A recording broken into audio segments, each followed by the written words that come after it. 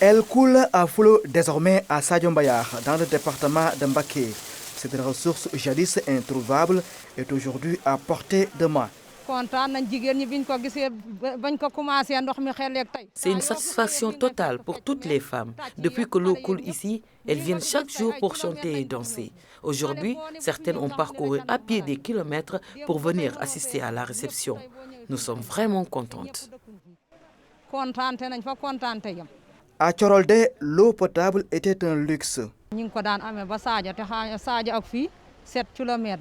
Pour avoir de l'eau potable, il faut aller à Sadio, à 7 km d'ici.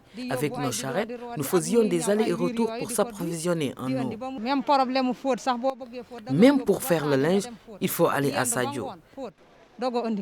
Un bijou donc réalisé dans la deuxième phase du PUDC sous financement de la Banque islamique de développement. Avec un débit de plus de 60 mètres cubes heure, le forage devrait pouvoir desservir une dizaine de villages. Nous sommes à 68 mètres cubes, pratiquement 70 mètres cubes heure.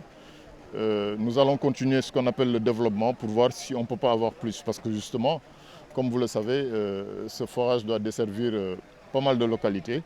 Et plus nous aurons de l'eau, mieux peut-être nous pourrons en distribuer à tous les ayants droit. Les autres ouvrages, comme le château d'eau, seront réalisés très prochainement.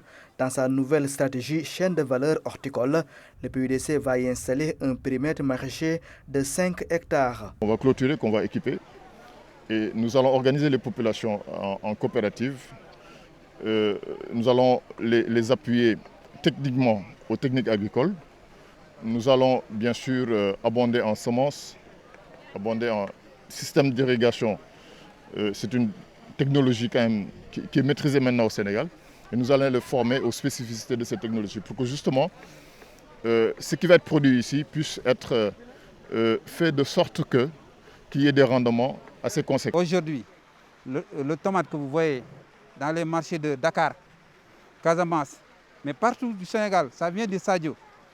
Avec nos propres mains, aujourd'hui, si on a de l'eau douce, je pense que on peut travailler 10 mois sur 12. Le programme d'urgence de développement communautaire renforce ainsi ses interventions dans le Baol.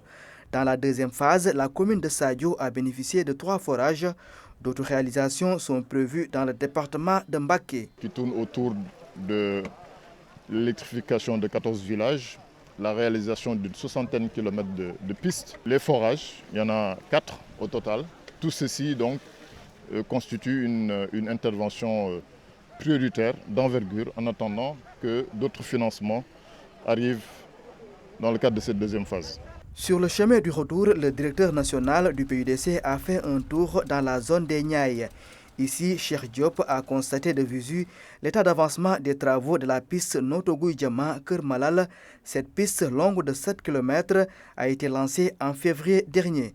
Et aujourd'hui, les travaux avancent à grands pas au grand bonheur des populations.